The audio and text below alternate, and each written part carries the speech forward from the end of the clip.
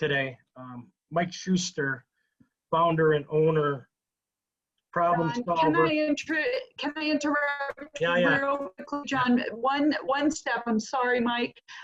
There's a Google link that Val Edwards has just put into the chat for any guests. It's only 4 little questions to fill out. So if you're a guest today with MABC, if you'll click on this link, it's posted right there, and just fill that out so that we can connect with you afterwards. We would love to have it. Sorry. Yeah, and I don't think we're going to be spamming you, but we do want to stay connected with everybody. And there's the curriculum coach right there. Bam. Yeah, Mike Schuster, FiddleSmart Marketing, problem solver, creator, explorer, optimist, business owner, amazing individual. Mike has been in marketing for many years, 15, 20 years. He has established and facilitated strategies for profitability for one of the sewing industry's most iconic retailers. Have you ever heard of Sewing with Nancy? Public television. She's famous, definitely across the United States. Amazing. Mike was in charge of marketing for them. Also managed a multi-million-dollar, multi-title catalog business. Conceived and implemented new product development strategies, developed multi-channel direct-to-consumer marketing campaigns. Mike holds a doctorate degree in management from Disney University, and we all know how their customer service rolls. He's an accredited small business consultant. He has an MBA in marketing from Villanova University. And today, Mike is going to share some of his knowledge with us on what story are you telling and does anyone care? And I think it's relevant, and I think we can all benefit from it. And I'm going to turn the program over to Mike. And Mike, you got the floor. Thanks, John. Oh, thanks, Mary Helen, for the applause. We'll get the screen shared here. I see a couple going, and we'll let's see if I can get this. We were talking in our group about how technology is one of the issues we have all been trying to learn and deal with better here.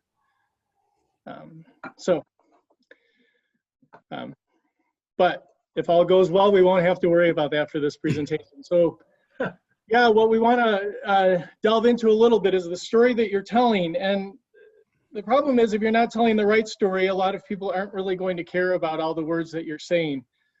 What we tend to imagine with our clients is that we'll spend hours, maybe days, in some cases weeks, putting together our presentations, our next email campaign, maybe the blog post you're working on. And we know that once we send it out and once they see it, they're going to be so excited and thrilled that it hit their inbox that they will open it, devour it, read it from top to bottom, and come back to it 3 or 4 times so they can completely understand it. At least that's what we hope and we tend to envision ourselves doing. Unfortunately, that's not quite the reality that everybody's living through. What our reality really looks like is this. Everybody is surrounded by competing priorities, urgent requests flooding their inbox, everybody hitting that little exclamation mark. It is estimated today, especially now that we're spending even more time on our screens, that we're barraged by an estimated 6,000 to 10,000 marketing messages a day. Now that doesn't even include all of the other messages you're receiving from other people. There's just 6,000 to 10,000 marketing messages that are hitting you. And so unfortunately, most of what we're saying to people and the stories that we're telling gets reduced down to noise. And the best way that I can say to understand that is to think of the Charlie Brown teacher. We're out there talking and all everybody's hearing is wah, wah, wah, wah, wah, wah. And that can be an issue. And so what that means for all of us as a consultant is that basically, in reality, a goldfish is more likely to give you more attention than most people. There was a study by Microsoft in 2020 that said the average human's attention span was 12 seconds. So you had in 2020, well, no, I'm sorry, that was in 2000. In 2000, you had about 12 seconds to capture somebody's attention. By 2015, your attention span had been reduced to 8 seconds. Now, however you study attention spans in goldfish can be a little complicated, I guess, but a group called Sisian did some sort of a study, and they concluded that a goldfish has an average attention span of 9 seconds. So in reality, a goldfish will give you a second more of attention than a human will. To make it worse, because I'd like to say 8 seconds was what you truly have, people are now estimating that as we get hit by more and more and more messages, the new estimate is that you have about 4 seconds in a digital world to grab somebody's attention and establish relevance. Otherwise, they're going to click and move on to something else. So when I think the best way to explain some of this is to actually show, because seeing is believing. So as we keep going forward, we're going to take a real life example. So I'm going to be showing you a website next for a client that I've been working with. Some of you know this person.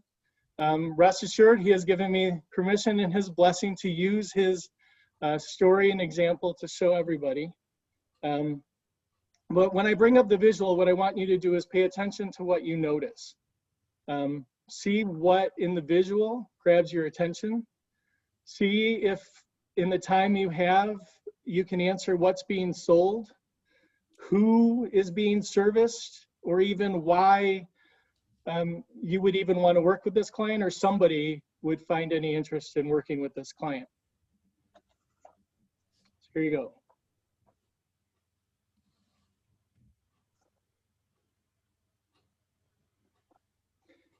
So that wasn't a lot of time. What I gave you was 8 seconds. So imagine today you probably have half of that. And what I'm curious about is whether or not you could tell what Roger sells, who Roger serves, or whether you're a target audience of Roger and should care, or why you would even work with Roger. I see it as being an authentic speaker. I noticed his face in the picture, but I'm not sure I could answer those 3 questions. Yeah. Second that. It's a tough market, and we'll spend a little bit of time going through it a little more and give everybody an opportunity to talk about that.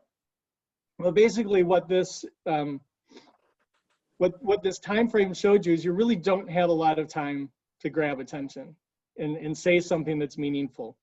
So if you're going to cut through all the clutter, if you're going to stand out from the 6,000 to 10,000 messages people are seeing, you absolutely have to have something that's clear, concise, and compelling. And we don't have all the time today to go through, once you've grabbed attention, how you can convert people and everything else. But what we are going to focus in on is 3 different things that you can do to improve the impact of your first view, which will impact your overall marketing. Oh, see. So, trigger happy fingers get you advancing slides faster than you should. Lesson number 1. But in general, what science will tell us is that the first view that somebody sees is disproportionately weighted. So when I see something, 85% of my attention span, or 85% of my attention is going to go to the first view, the very first thing that I see. So basically, if we're going to stop them from clicking, you've got to make that first view stick. In print studies that have been done, the other thing to keep in mind is that 50% of the people will read a headline and go no further. So while you can either take the unfortunate view of that and say, man, 50% of the people aren't ever going to read anything beyond what I told them in the headline. That's true. The better thing to think about is that if you get your message and make your headline compelling, 50% of the people who see your message are going to get it. So 50%, you have a chance of reaching 50% of the people you want to reach if you only have a headline that communicates value in a message in some way that's compelling. So don't bury what you need people to see and what you want people to know. We also, in general, as humans, we process images 40% faster than we'll process text. So when you're looking at your first views, you also want to be saying, what's the story your image is saying? So they don't lie when they say a picture is worth 1,000 words. You could say as a consultant, it could be worth $1,000.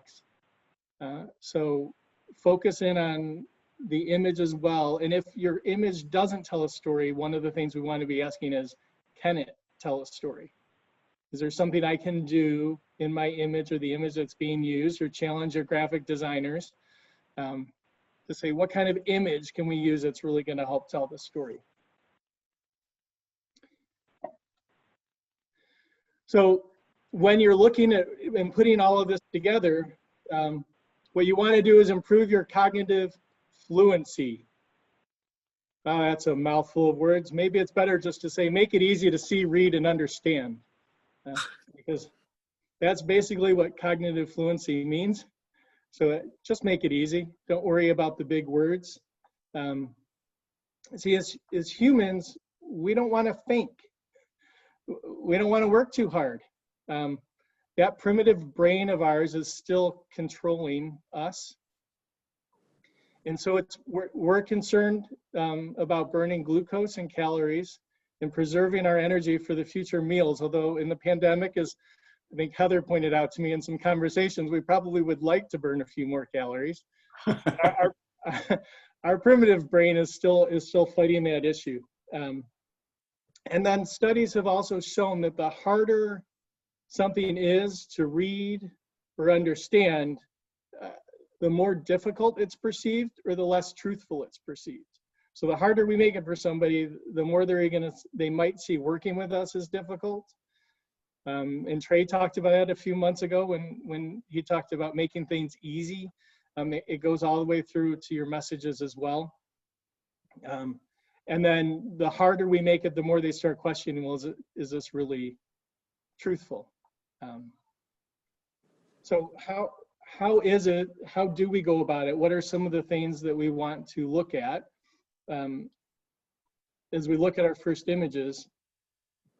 We want to ensure that there's a strong contrast between the background in the copy and the photo or the image that's in the background. So we want the other way that I always like to look at that is, does it pop? Does it pop off the page? What's popping off the page? The more it all blends together, the less chance we'll see something. And I'll teach you some exercises you can use to evaluate that. Ways to do that would be to keep the type and text black or very dark. If you're going to use knockout type, and knockout type, for those who aren't designers, is white text on a background, usually on a dark background, but often not. You want to keep the text as big as possible. Reading studies and comprehension studies have shown that when people use knockout type for large amounts of text, it actually kills and almost eliminates comprehension of the message or the story altogether. And the best way to think about that is, because it's harder to read, we fight to read it, and because we're fighting so hard just to process the words, we don't actually retain or comprehend what's being told to us. Or we just skip it. Or yes, kind of, as you said, or we just skip it altogether. I will tell you that isn't often a battle with some designers. A lot of people who design to make a picture look pretty, and I know really great designers don't do this, but They like to use knockout text because it all ends up looking really, really pretty. But we're not going to get into all the copy, but be very careful about using it with body copy or the big text portion. So when you're getting into paragraphs of copy, knockout text is very dangerous. So that's the only hint of well, it may not be the only one, but it's the limited amount of hints you'll get to things beyond the first view. And then you want to make sure that you have a bold headline. And you want to make sure this is one of the first things that people see, because you want their eyes to gravitate towards it so that they'll read it. If they have to hunt for the headline, chances are they won't see it in that first amount of time, and you're losing the chance they'll see it. So one of the things to do is put your headline next to the image. If you do have a person or a face, know that people's eyes gravitate towards the face. If depending on where they look, that can be important to you. You'll even see in this picture that her eyes are looking up. Your eyes will follow her eyes. So then put the headline next to where the eyes are looking, or the message you want people to see next to that, and you'll help that go on. And then pretty much never put the headline above your image. You always want to put it below the image, and that's just especially in print. And people will look at an image and then their eyes naturally want to track down. So if you put your headline above the image, most people won't see it, or you're already causing things to be hard for somebody because they're trying to look up to see something and their eyes want to go down naturally. So there's whole eye flow studies. We won't get into all of that.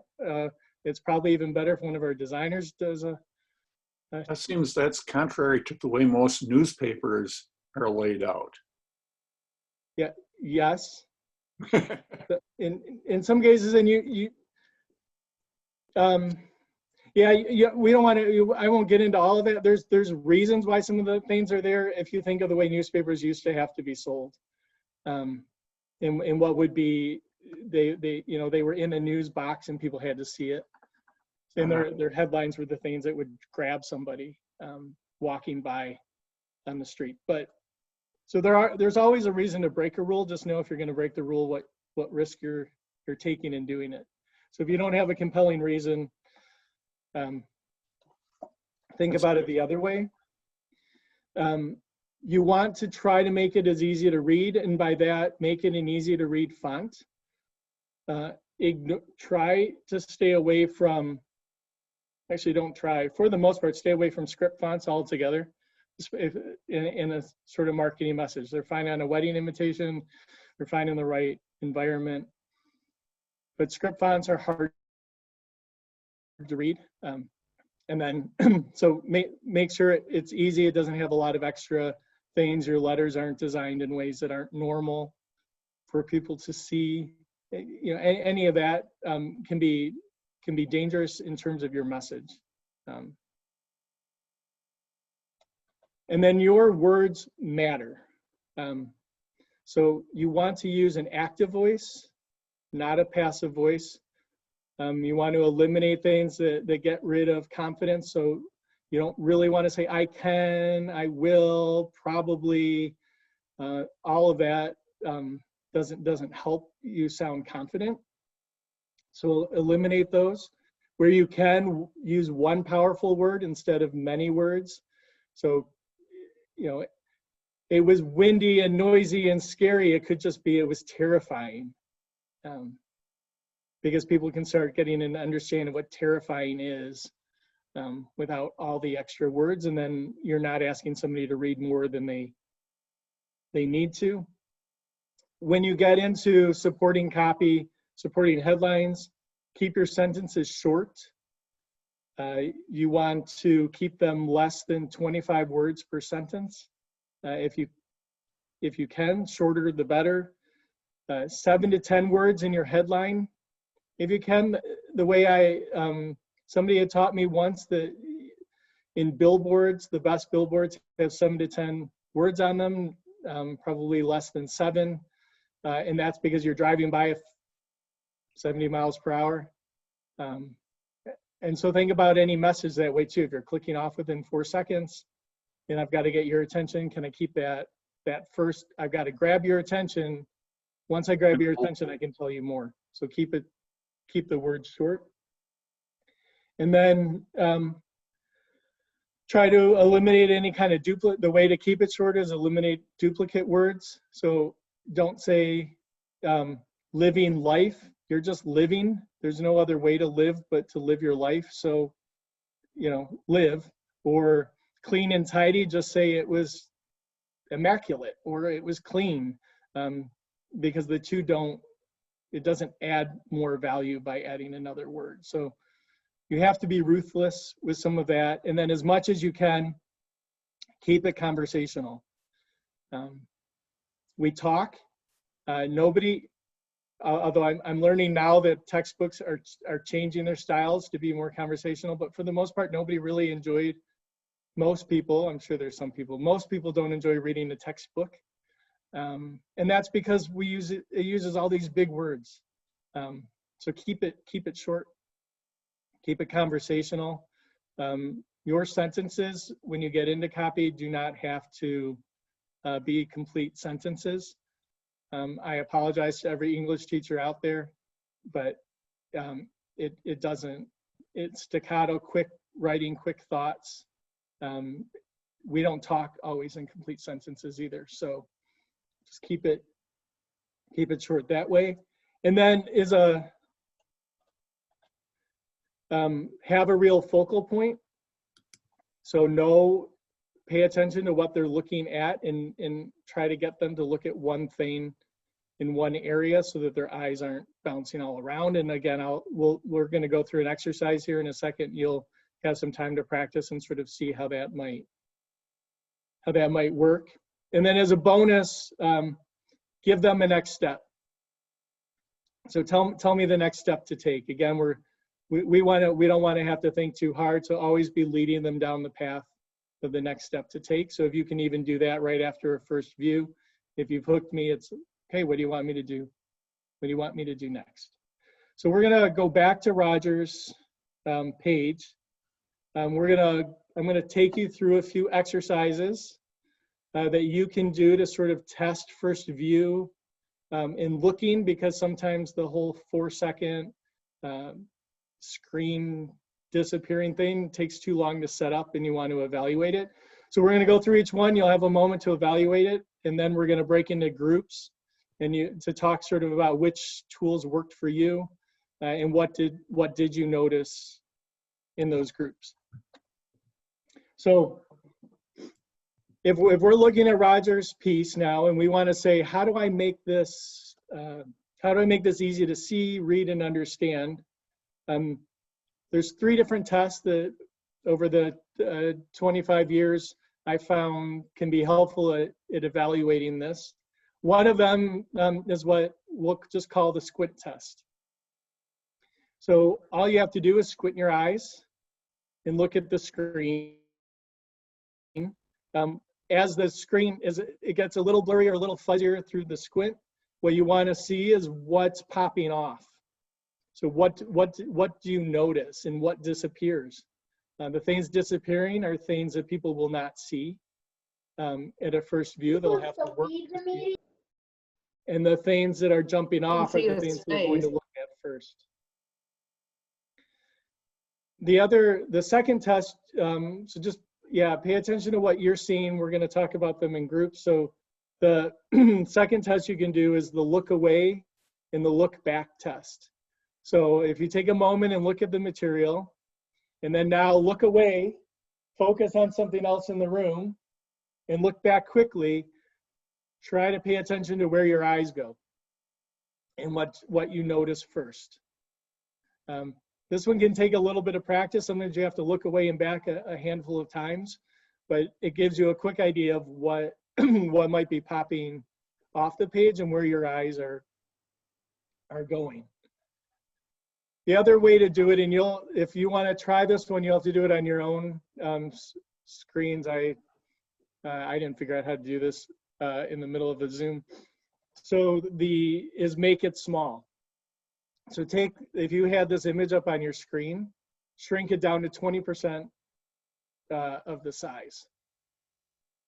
When you're seeing it, in essence, the message in a thumbnail size, again, you're looking to say, well, what elements do I see? Is there anything I can read? Or does it all get lost? Because if it all turns into one big busy mess, you know, you have some work to do. Can I ask you a question? Yeah. In the picture next to Roger, you have white text against a brick building. Yep. Is that normal? Is that, you know, you were talking before about reverse fonts, Knockout text you're talking about? I think? knockout text. I'm just Yes. kind of wondering, should that be black or is that white? This for a is the reason? non-example, right, Mike? Yeah, this is what it looks like now, and then we're going to go through steps of how to improve it. Okay, I'm just asking. Yep. No, it's good. This is you're right. That's an issue. You can talk about it in the. We're gonna go into some breakout rooms. You're gonna have 6 seconds, or it's not 6 seconds, 6 minutes. 6 seconds would not give you a lot of time to get any point across, but 6 minutes to talk amongst yourselves. And as John's getting that set up to move everybody out, we'll think about what it is now, or take these last couple of seconds while he's doing that to do one more of these tests and jot down a note or two. And, you know, what are the things that got lost? Or you're finding hard to read, and what are the things that are standing out to you and that you're noticing the most, or anything that's concerning? And then we'll come back, see if anybody has some big insights they want to share. And then we'll go through what I saw in ways that we then took a step to improve. Okay. Is it okay for me to you go could into do it. breakout rooms now? Yep. Yeah. All right, here we go.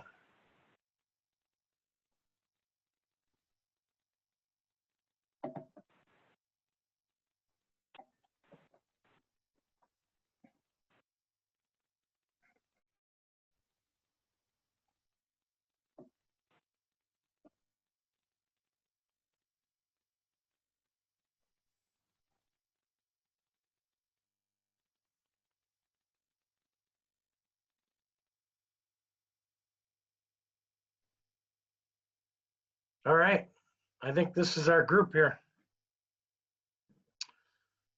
So what do you think, Mike? You want to talk about this homepage? Yeah, we can talk about the homepage.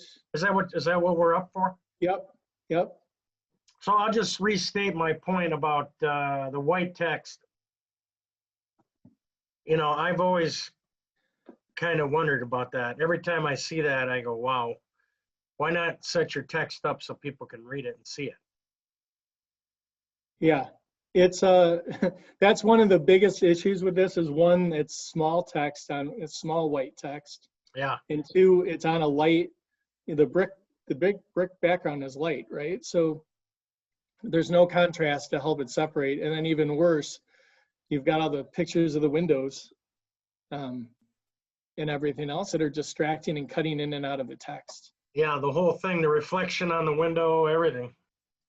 Yeah, it makes it so that the message is near impossible to read, and you're not going to notice it without spending time with it. And then the text underneath the picture looks to be unreadable, so small. Yeah, and yeah, the funny thing is we're not even going to have time to go into all of that part, but yeah, it needs to be pumped up in size. There's a lot of issues with the way it's being read. There really should be a headline under the main image, some way to pull you down to the next part of the story. But there isn't. Yeah, where is the call to action on the homepage above the fold? The only place that it would be is that book now, way up in the upper right corner. Right, that's a little presumptive. It's presumptive, and then most I mean, the red has a chance of trying to fight your eye to go up there, but it's a bad placement for the fact that most usability studies have shown that people don't look above the menu bar. So most information above the menu bar is there for somebody hunting, but it's not going to usually be something people click on or spend a lot of time with. So I'll just share this observation with you that I struggle with all the time, every day. And it's very difficult to create content that is turned towards the prospect or the customer. Yes. So I look at this homepage and I get the fact that you're selling Roger and that everybody's like, Roger wants to help people get to know him.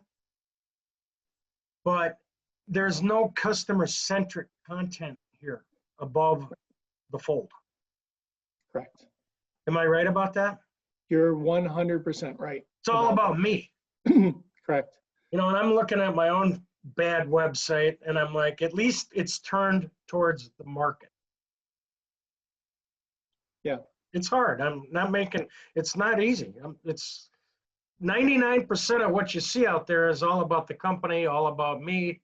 You know, where is the language that's written for the customer so that they could see themselves in that perspective? Correct. Correct. It's a real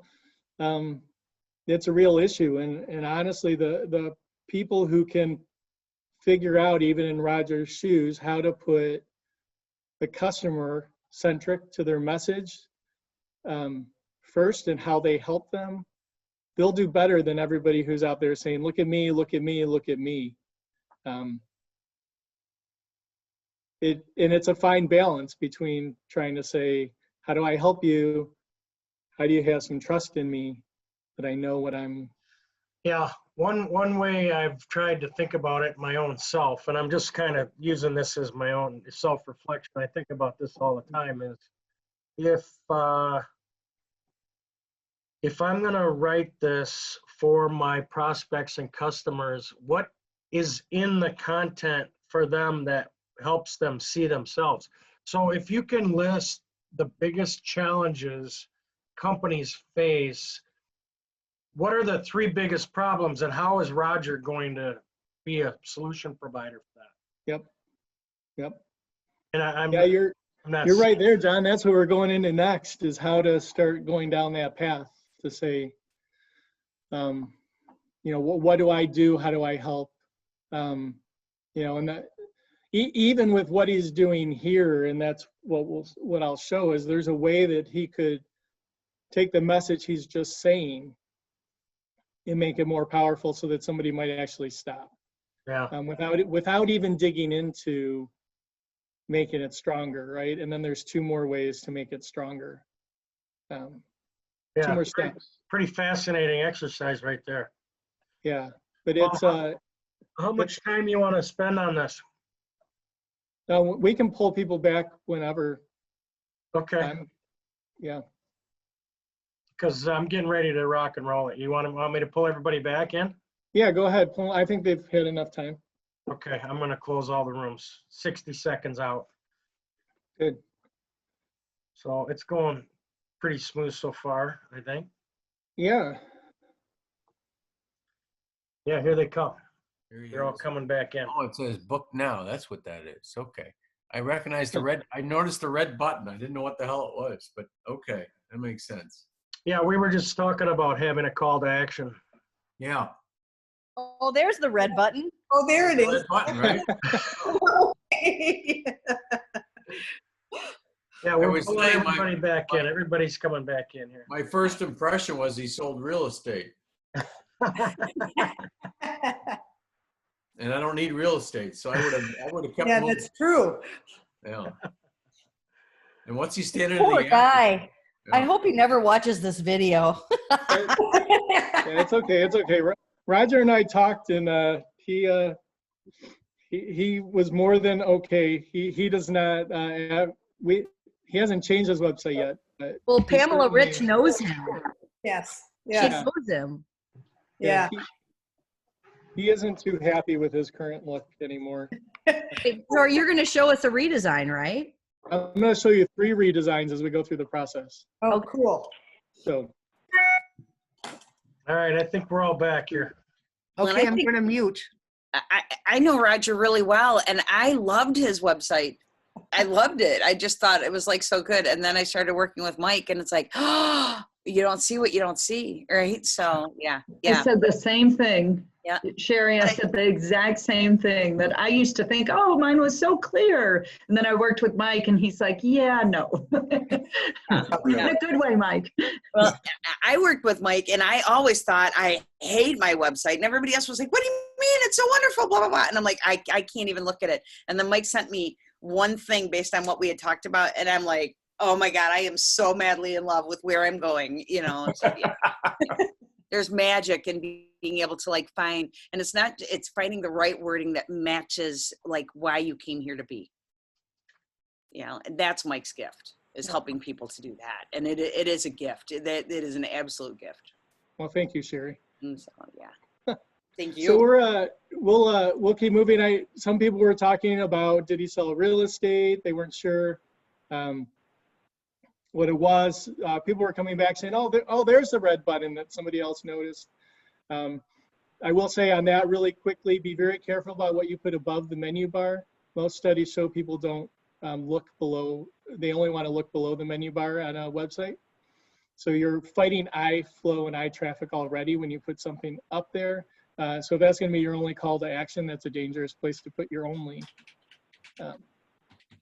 call to action. So yes, Roger didn't give a next step. So what I'm going to do is I'm going to take you through, at this point, we're going to go through, I'm going to show you some of the things that I saw so you can see if, just to keep things moving. And we're going to go through, then we're going to see one thing we could have done really easily just to change it based on the information Roger has currently. And then we're going to go through 2 more steps of how to make your message stronger and show an evolution of the message potentially as we go down the path. So buckle up.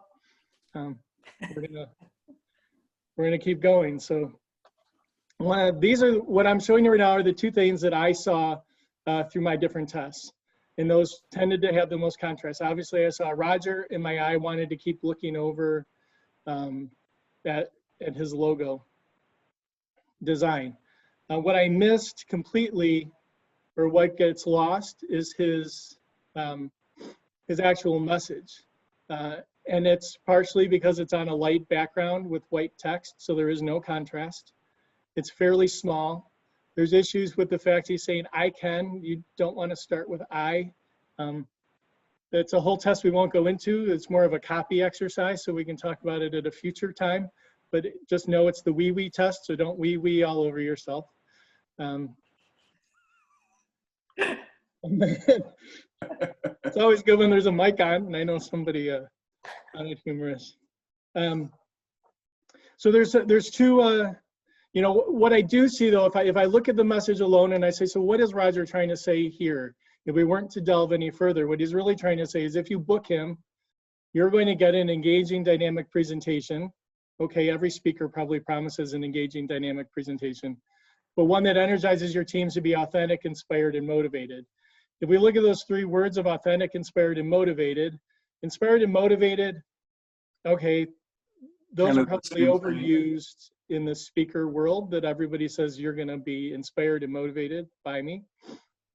So if we just concentrate on authentic as being something that he's promising people to do different, here's what we could have, what he could have done. So he could have taken a big headline and said, energize your teams to be more authentic, book a presentation. That change alone would probably get somebody to stop on the page and go, oh, wait, well, I've got a team. So by saying your teams, if I'm somebody who manages a team, it's already speaking to me. So I can look at that and say, look, Roger works with teams and people who lead teams probably. And well, authentic, well, what does it mean to be more authentic? But I'd energize. Okay, so at least it starts getting it captures your attention. And remember, the first view, we're really trying to capture the attention. You can complete this all later. And then by saying book a presentation as a call to action, if I look at that next and I know, oh, he does presentations. So automatically I know more about Roger than I would have otherwise in a very quick period of time. If you do nothing else, that's good, although it can be better. And so to make it better, what we need to do is we need to think about selling the whole and not the drill. So if you're in marketing, you've heard this term probably a lot. If you're not, you may be like, well, what do you mean by selling the whole, not the drill? Basically, if you think about it, not many people ever buy a drill because they just want a drill in their tool cabinet. They just go, hey, drills are kind of cool. They make a cool noise. I want one in my tool cabinet. They actually, they buy a drill to solve a problem. And the problem they want to solve is they need a hole. So they buy the drill for a hole. So if you sell them the hole by saying, get your 1/4 inch hole, I've got a better chance of selling more drills. The real challenge is, how do you determine the problem you're solving? So if I'm Roger, or if I'm me or any consultant, what problem am I solving and what benefit am I providing? So what is a hole? What is the hole that I'm creating for other, or helping other people create? The best way that I have found to sort of drill that down is to ask, so what? What's in it for me? End of the day, people don't care about you. they don't. Funny about that. Your mom does, but you know, and your husband and maybe your kids if you're lucky. But for the most part, people don't care about you. They care about what you can do for them.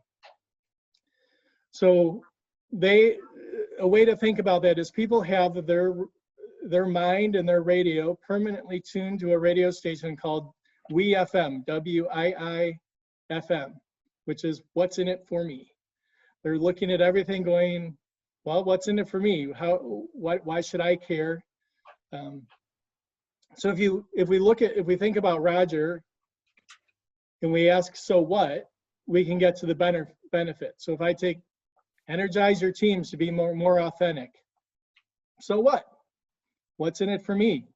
Well, it builds trust. So what? What's trust got to do with anything? What's in it for me? Well, when teams have trust, companies grow. Oh, so if I get teams to be more authentic, my company will grow. Now we're getting down to a real benefit for me. If I lead a team and I want my company to grow, I might want to look at Roger. Now, I know some of you are more positive and don't like the idea of, well, you know, so what sounds negative. There is another tool you can use to get there, and that's a tool called Ladder It Up, or Ladder Up. And the way you do that is you say, and what's the best possible outcome of that? So the example here would be, what's the best possible outcome of having an authentic team? The team builds trust. And what's the best possible outcome of teams building trust? Oh, teams work together to solve problems. Well, and what's the best possible outcome of that? Growth at our company would accelerate.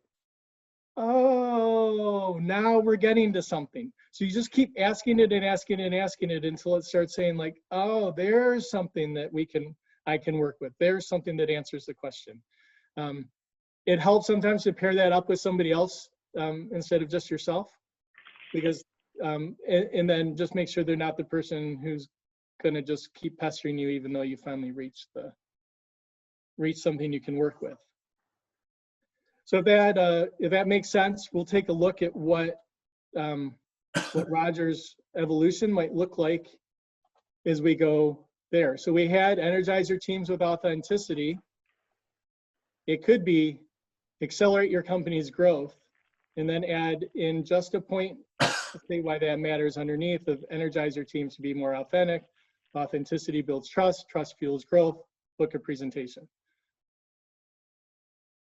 Again. So the top mic is the problem that you're solving, the whole? Yep, so the topic, accelerate your company's growth, is the whole. I want more growth for my company. And the word accelerate is a pretty powerful verb. I'm telling you, it's not slow growth. If we can do this, you can get fast growth. So what you're saying, put the desired outcome at the top? Yep. Sell the benefit first, then tell them how I get it, and then tell them the next. Excuse that.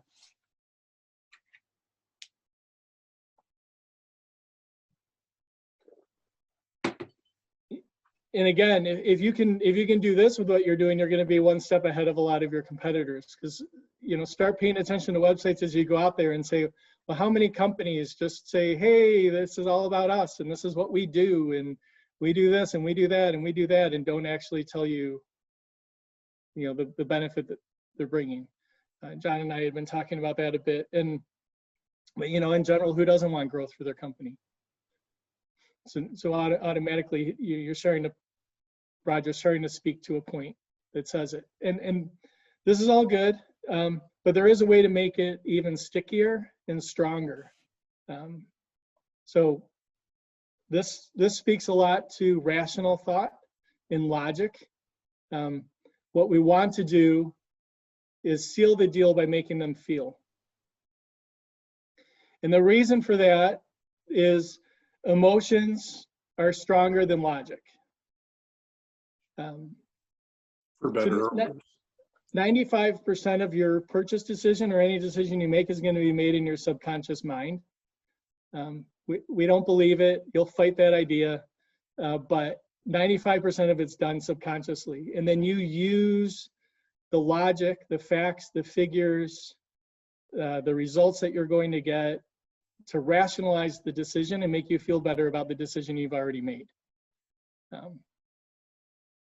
So we think we're thinking machines, but we're not. We're really just feeling machines that happen to think. And so when you get into marketing, and what that means is you want to start thinking about what pain can somebody avoid.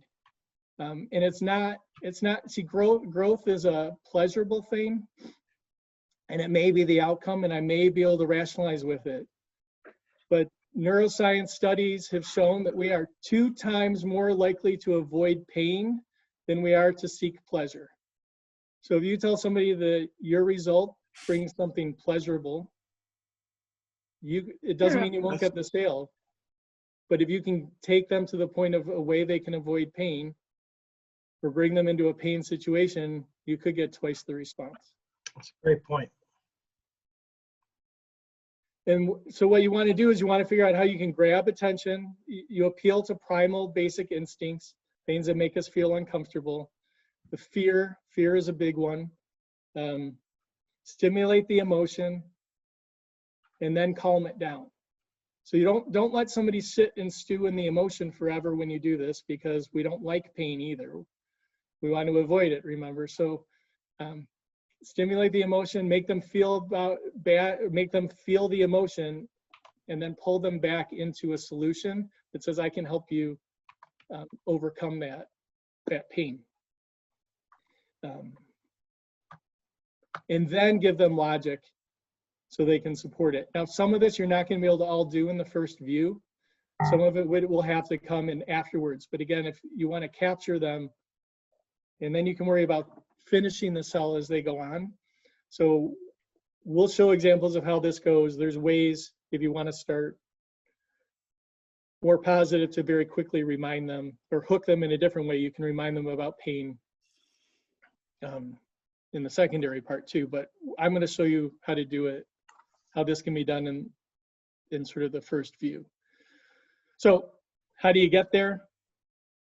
Ask yourself what problems or situations your clients or your prospective clients are struggling with. What are they trying to solve? What are they trying to get through? And I should say, I do have a handout. We'll put in the links at the end that has a lot of this listed out for you. But if that helps, you don't have to try to scribe furiously. What problems can't people solve on their own? So what are they trying to do, but they can't get there without, they just can't get and get that problem solved.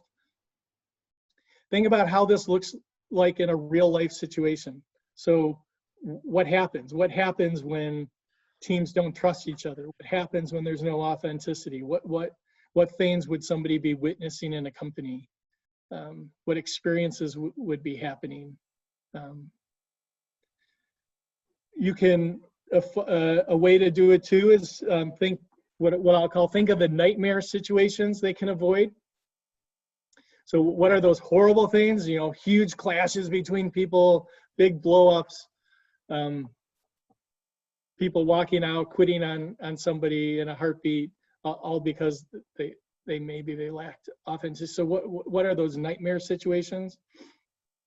The other thing that can be fun, and we'll have a little fun with this later, is playing a game of what could go wrong. What So could possibly go wrong? right. So the way to do that is you start and you say, what could go wrong when people don't solve this problem? So if you've identified a problem, what could go wrong if we don't solve that problem? Well, and then what else could happen? And then what else could happen?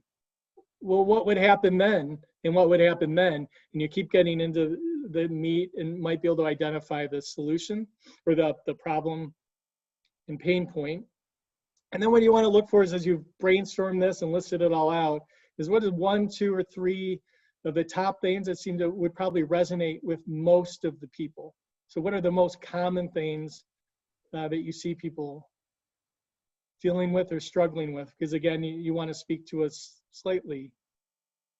You want to capture people with your message. So you want it to be somewhat universal in its appeal, but concentrated enough they can put themselves in that situation. So let's take a look at Roger's homepage again. At this point, we determine when teams lack authenticity, they don't feel wanted, heard, or appreciated. So they disengage, service suffers, and people don't stick around. And when people don't stick around and customers don't come back, it creates real problems. What we narrowed it down to was the most painful aspect is retention. And if they could just get people to stick around, they felt things would be better. Then we didn't want to use the word retention. It's a big word. It's a common word. So we asked how somebody would talk about the problem with their friends and be more conversational. You wouldn't normally sit around and say, I can't retain employees. My customer loyalty rates are in the tank. You'd probably say something like, I can't get them to stick around. They keep quitting on me. They're jumping ship for the competitors. So what it could turn into from a hook is tired of people jumping ship. And then you take it down, right? So now if I've got that problem and I come to Roger's homepage, I'm like, oh man, I am so tired of people jumping ship. And then you start letting them know how you're gonna solve the problem or how working with you will help. Another idea is turnover affecting your customer relationships?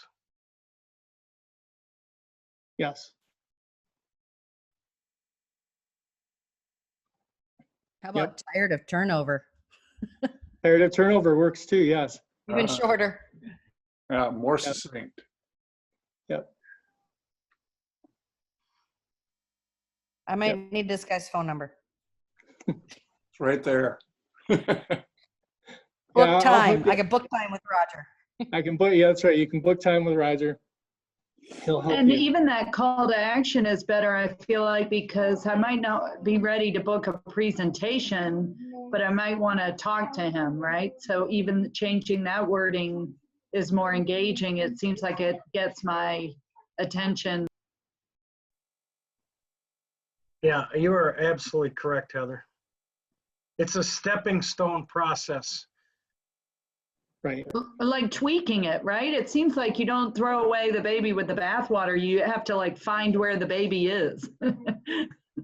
Right, and if, in the grand scheme of things, if you have the opportunity and the capabilities on your website, you could take all 3 of these types of examples and put them up against each other in an A/B test and see which one gets people to click or which one gets people to stick around the longest. I mean, there's ways to keep testing it and refining it and picking a different word choice. Your work's probably never done, but this would get this type of thing could get you closer, and there's no shortage of word choices. Something that I'd like you to think about, Mike, is to share with the group what a process for A/B testing looks like and how can anybody access it. Okay, yeah, I can't answer that one today off the top of No, my but head. afterwards, I want you to think about that and send that out to everybody. Mhm. And the handout kind of breaks down these skills like playing with size and color and words, right, Mike? Yes. Yes. Mike, I have a question. Knowing Roger, and Roger is authentic and he's very lovable, but looking at that picture, I would think bringing in it closer and seeing more of his face, because that, to me, Roger's eyes, his whole, I mean, does that make sense? Yep. Yes. So I use the elements that we had to work with. Yeah. If we were going into, if we were working with Tara, say, and saying we wanted to do a website redesign, we'd be talking about his image and saying Roger's really energetic. He brings a lot of humor to his presentations. He's a lot of fun. I need to see some of that in his personality there. Look another Working with him is an enjoyable experience. He's a nice guy, but it's just it's kind of a boring pose. Yeah, well, and I appreciate that. I didn't mean that you should have fixed everything, but I just wanted to know your reaction to that, because that's my reaction, is like, I know he's the lovable guy. I want to see him. Yeah, so there's ways then visually, and so we, that's a whole nother topic and conversation that, that isn't something that's easily or quickly solved overnight as, the perfect image. But I also wanted to show that you can improve it even if you can't change your image, right? So if it was like, I can change my image, but it's going to take me, so much time to get things lined up or the budget figured out or X, Y, and Z, you can start making improvements before then, and then add a better image next, if you can't do it all at once. So sometimes we just can't blow it all up. And so if he doesn't have images in his repertoire you could use, it's like, okay, let's talk about it. Let's get hooked up with some people, but let's get something in place sooner rather than later, and then make iterative changes. But you did blur out the background, so he no longer looks like a real estate consultant. I did. I did, Or and whoever also to did make the text more readable. Sure. And I only used a brick one because his original one had a brick one. I don't know that I would personally say brick is the best background, but but yeah. So I know we're at the top of the hour, so I had another breakout, but I'm not sure it's probably the best use. We were going to play What Could Go Wrong. So one of the things that you can just think about yourself afterwards is take your own, or pair up with somebody, take your own business and take your customers and say, what could go wrong? Like, what's a problem that my clients or customers struggle with, and what could go wrong if they don't solve it, and what could go wrong, and what could go wrong. If you need somebody to bounce it off of, you can always reach out to me, and I'll be happy to challenge you with what could go wrong. So what and could then, go wrong, and then what would you do to change it? yeah, after you get down to it, you want to go back to what's the solution, what's the process, what product or service do you offer that What's the brings solution? them, right? But in terms of finding a way to hook them emotionally, playing that game can get you thinking about it a little bit more.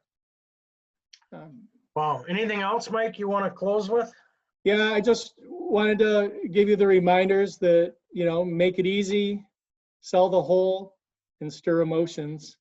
And then if there's anything that you can do, most importantly, is think about what's the next step you want to take. Even if it's one of those, and if you've if you feel you've already gotten all the way to the emotional part, and that's like good for you.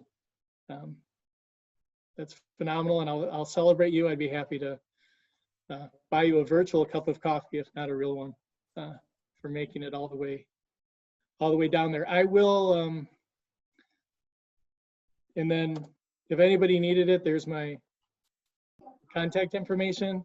And Mike, these steps on the handout, they don't just apply to websites, right? It would be for my flyer or my even social media posts and things, or is it the same marketing skills that would apply generally for anything I'm creating?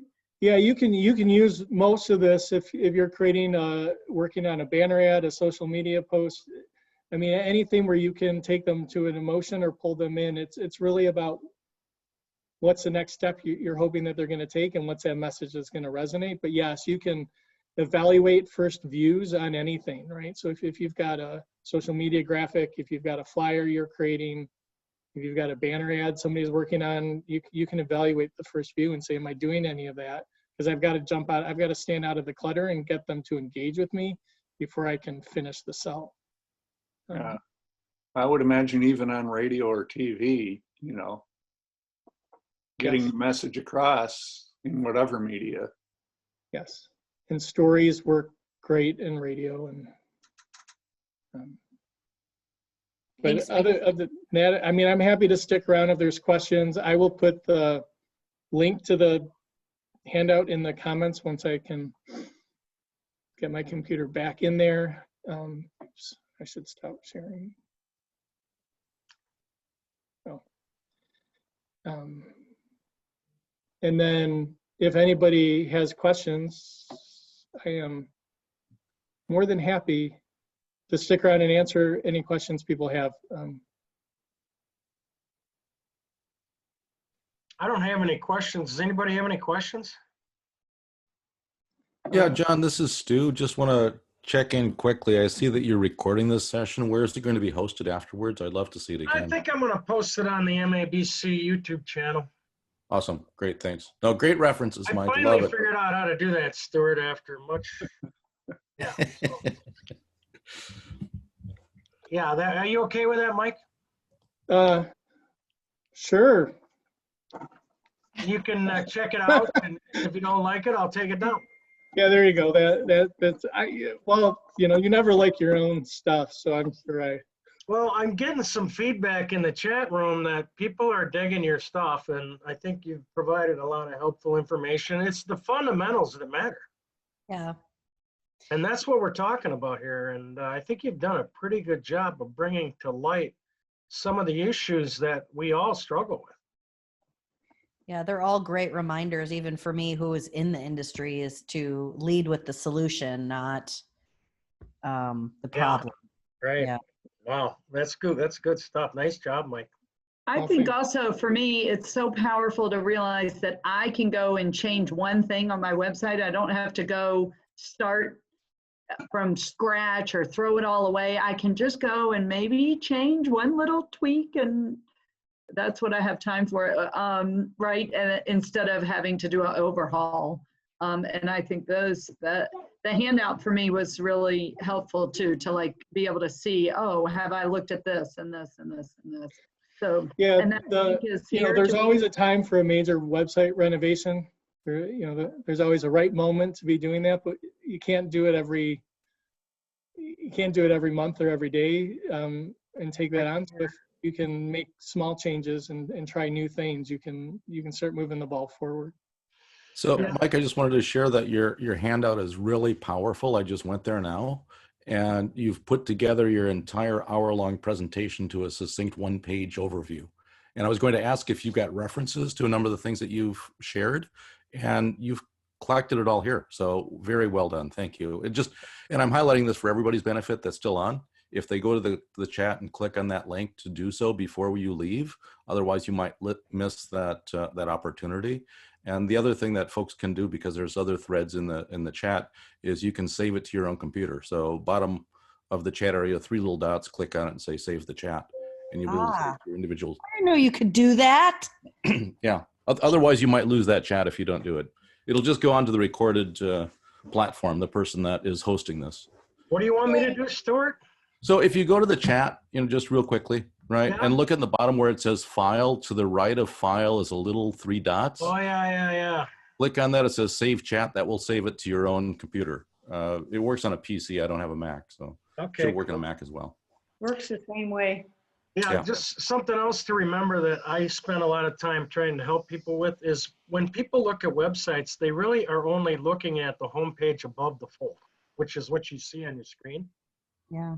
So if you put a bunch of valuable content below what people see on the homepage, you're potentially missing an opportunity to create it. So, when you think about your homepage, look at your homepage and ask yourself, what am I seeing on the screen? And is there enough information for me to create an action step without people touching their mouse? Yeah, Do that squint test.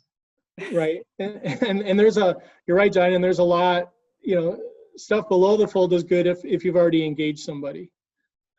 They're likely to scroll, but they're not going to even scroll down if you haven't captured their attention. Right. So, wow, nice presentation, Mike. It went better than I think you thought it was going to go. Yeah, probably. Looked But good I to didn't know me. how it was going to go, so. That's what I mean. First time Mike, for everything. I've got a question. How do you work? I mean, what is the process? If somebody wanted to engage with you, what are the steps? Do you do a consultation? Do you move into an hourly basis? Do you do packages? I would just, because I'd like to work with you, but I don't know how or what you do. Sure. The first thing is a sort of phone consultation strategy, consultation where we can talk and I can get to know you a little bit better, what your goals are, what you feel you're struggling with, so we can narrow it down. I do have a package about figuring out your foundational message and how to tell that story. That is it's a 6 to 8 week process that we go through where there's information going back and forth. And then by the end of it, we're nailing your presentation and looking at how that can translate into a marketing perspective. And then I typically either work with people month to month on a relationship basis or with packages and projects. So if I hear then you correctly, the first step is a consultation. Figure out what we need, and then usually you've got a starter package which runs 6 to 8 weeks, where it's figuring out your message. Correct. Okay, thank you. And I'll actually testimonial here. I went through that process with Mike, and what I left with was my foundational story and message that then can be applied to all my marketing places, my websites, my flyers, my social media posts, right? Like now I have the language that can be used in all of those and tweaked for different clientele sets, right? So I have teachers and businesses and community leaders, so how that main message gets tweaked for each of those groups. So I wouldn't say it would have to be 8 weeks, Mike, but if you're a problem client like me, it was maybe on the longer side, but if you're really ready to go and you know what you're doing, he probably could go quicker. It may not take that long. I don't like to say that it'll go completely faster, because what I don't want to do is just give you a formula statement where you've plugged in the blanks. We want to give you time to really work through for us to work through it and really let it simmer, look at it, come back to it, take it to the next level. So it takes a few iterative processes to really get down to it. Yes, it could go faster. I just don't like to promise it, because sometimes we just need more back and forth before I want you to feel really comfortable with your foundation, because if you've got a foundational statement that's right and really speaks to you, it goes beyond just marketing. That foundational piece can be used for how you can pivot your business, how you can evaluate new opportunities. So it's such an important, critical piece in the grand scheme of things, even strategically beyond marketing, that I don't want to cut it too short. Mike, So it sounds I like you're understand almost that talking you know about that- developing a vision statement for your business and going from there. It's It's way not- more than that. It's much deeper than a vision statement. It's just this powerful work that, like, I mean, you can't even describe it. I mean, when you get done, it's not just like one line. It's like paragraphs and words and information, and he makes you cry. Just so you know, Stuart, he would probably make you cry too, because you get to this place where you're being so vulnerable with like what you desperately came to this world to do, and how do I get like the right wording? And I don't know about you guys, I've been through this process 100 times. I've hired different, been in different, signed up for this package to get this information. And when I met with Mike, I had so much PTSD for this whole process. I had something, but it was just something. And when we went through it, I mean, I want to get, because it's so me, and I was just so the forest through the trees, I couldn't see it. And Mike held the space, asked the hard questions, and then would make me sit with it for the week, come back a week later and say, okay, wait, but I heard you say this, I put it like this. And I'm like, oh my God, that's it. That's, and so, yeah, just really powerful work working with Mike. So Great- truly great getting to an testimonial. authentic you where you're going. Yeah. It's Very, kind of therapy in a way, right, Mike? it is. I And never Sherry, saw as- myself as a therapist, but sure. Sherry, as you get to know me, you notice that I'm pretty much a bleeding heart. I Right. cry easily, so that So will that you happen. did right, buddy. The tears are going to flow. Yep, they did with me too. Yeah, yeah. So, Mike, how many MABC members have you worked with? Heather, I think Heather's the only official member, but I've been working with Tina, Alice, Sherry, and Roger, and Heather on their Okay, messages and so statements. 4 or 5. Pretty soon you'll get all of us. That's okay. Pretty new to the group yet, Mike. You haven't been around that long. No, about a little over a year. Yeah. No, I'd be happy to work with you. I'll follow up. Thank you. Okay. Yeah, great. It's the beauty of the organization right there. Yeah. So, Excellent.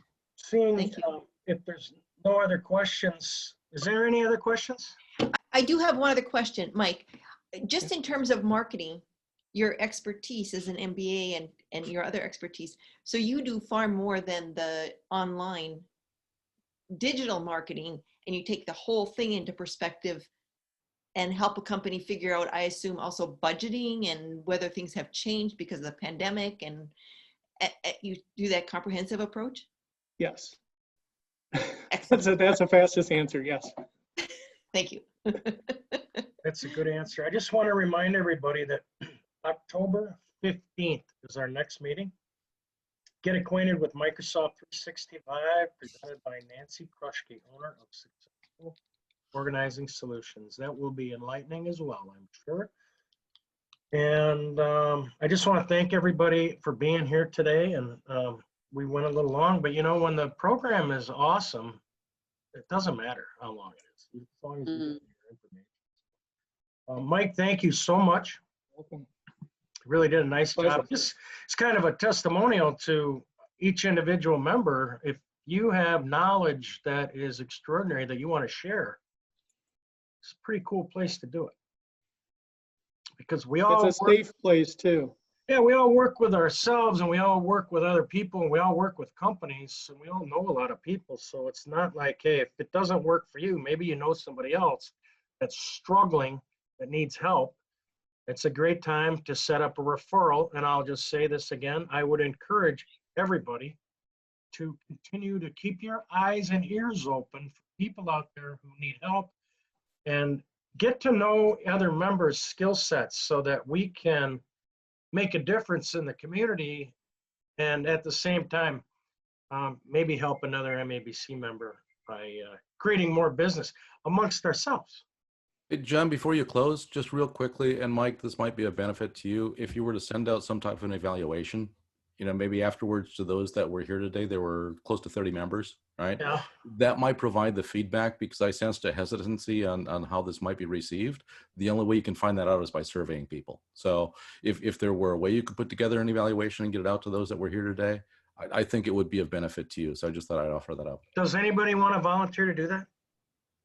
What were the 4 questions to our attendees? Much less on the presentation and much more general? The guests get just their contact information, basically, so that Chris follows up with them afterwards from the membership team and says, we'd like to learn more and chat with you. And so it's more a follow-up rather than an evaluation.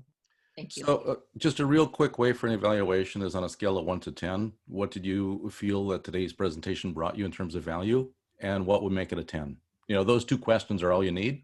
And then you'll get the feedback that either validates that it was great. And for me, it was probably a 9. And what would make it a 10 is to have this evaluation and actually able to, you know, crunch the numbers a little bit and see other parts or slow it down or the support. And I think you've done that also with your overview. So when I see the slides and I put that together with the handout that you've provided, I think that will be a 10. If anybody has any ideas on how they want to set that up, I'm able to facilitate it, but I'm going to need somebody else to pull the trigger on that. Can I ask really quick, what you guys, the survey that we did for the guests, what format, was that on SurveyMonkey or?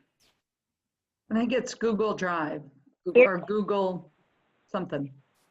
Cool, thank you. Pam, do you have any John and ideas Heather, on just that? John, this is Judy. Just so you know, there was historically a survey form that MABC used in the past that might be helpful to wherever you want to go with this survey.